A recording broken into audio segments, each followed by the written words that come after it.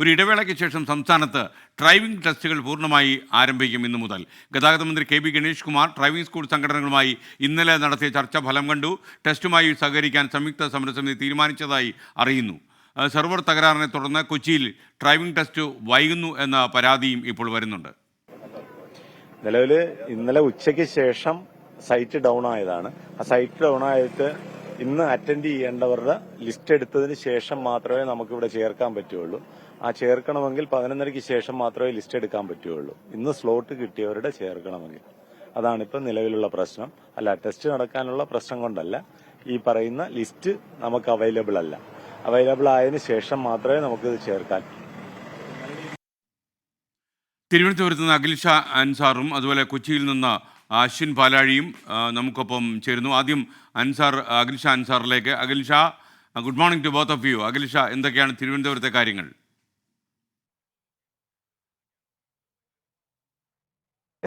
Good morning. അങ്ങനെ ഒരു ഇടവേളയ്ക്ക് ശേഷം സംസ്ഥാനത്ത് ഡ്രൈവിംഗ് ടെസ്റ്റുകൾ അത് ഇന്ന് വീണ്ടും പുനരാരംഭിക്കുകയാണെന്നുള്ളതാണ് ഏറ്റവും പ്രധാനപ്പെട്ട കാര്യം. കഴിഞ്ഞ ദിവസങ്ങളിലൊക്കെ നമ്മൾ കണ്ടതാണ് വലിയ പ്രതിഷേധം, ഈ ഡ്രൈവിംഗ് പരിഷ്കരണത്തിനെതിരായ പ്രതിഷേധം.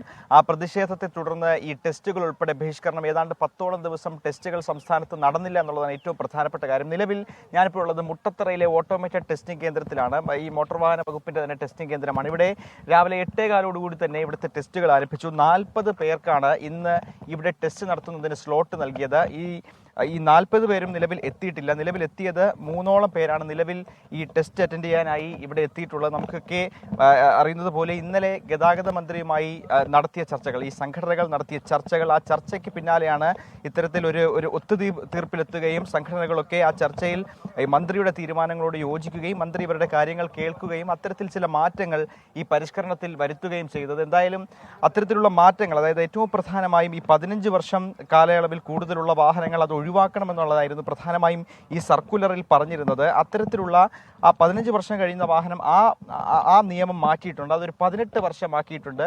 മറ്റൊന്ന്, ഒരു ടെസ്റ്റ് കേന്ദ്രത്തിൽ 40 സ്ലോട്ടുകൾ അനുവദിച്ചാൽ മതി എന്നുള്ളതായിരുന്നു ഏറ്റവും പ്രധാനപ്പെട്ട പരിഷ്കരണം.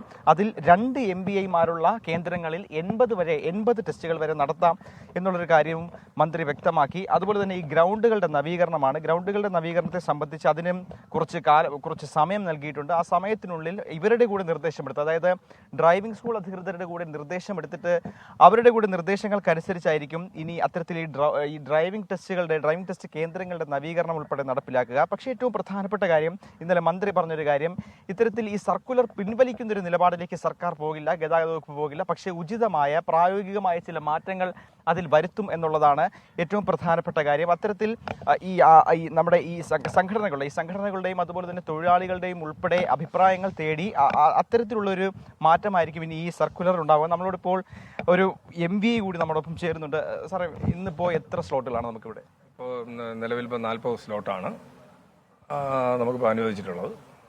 കുറച്ച് പേര് വന്നിട്ടുണ്ട്. ഇതിൽ 10:30 മുമ്പ് മാക്സിമം ആൾക്കാർ വരുമെന്നാണ് ഞങ്ങളുടെ പ്രതീക്ഷ. ഇന്നലെ മന്ത്രി തീരുമാനിച്ച വിധത്തിലാണോ ഇന്നലത്തെ? അദ്ദേഹം ഇന്നലെ ചർച്ചയിൽ തീരുമാനിച്ച പ്രകാരം ടെസ്റ്റ് നടത്താൻ വേണ്ടിയിട്ടാണ് ഞങ്ങൾക്ക് മേലുദ്യോഗസ്ഥരിൽ നിന്ന് കിട്ടിയിട്ടുള്ള നിർദ്ദേശം. അതിനനുസരിച്ചാണ് ടെസ്റ്റ് നടത്തുന്നത്. സാർ, ഇന്നതുള്ള മാറ്റങ്ങൾ എന്ന് പറയുന്നത് നമ്മൾ പഴയ പോലെ തന്നെ 8ഉം Hഉം ആദ്യം നടത്തും. 8ഉം Hഉം നടത്തിയതിന് ശേഷം നേരെ റോഡിലേക്ക് കൊണ്ടുപോകുന്ന വഴിയിൽ ഗ്രേഡിയൻ ടെസ്റ്റ് ആദ്യം നടത്തും. അതായത് കയറ്റത്ത് നിർത്തിയിട്ട് മുന്നോട്ടെടുക്കാൻ പറയും.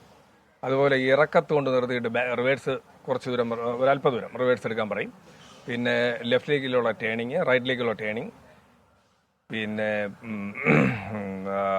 നോർമൽ പാർക്കിംഗ്, റിവേഴ്സ് പാർക്കിംഗ് തുടങ്ങിയ എല്ലാ കാര്യങ്ങളും റോഡ് ടെസ്റ്റിനിടയിൽ ചെയ്യും. സ്കൂളുകളൊക്കെ സഹകരിക്കുന്നുണ്ട്. അപ്പോൾ കുറച്ച് പേരൊക്കെ സഹകരിക്കുന്നുണ്ട്. പക്ഷേ മൊത്തത്തിലൊരു അന്തരീക്ഷം ശാന്തമായ ഒരവസ്ഥയാണ്. വേറെ പ്രശ്നങ്ങളൊന്നുമില്ല.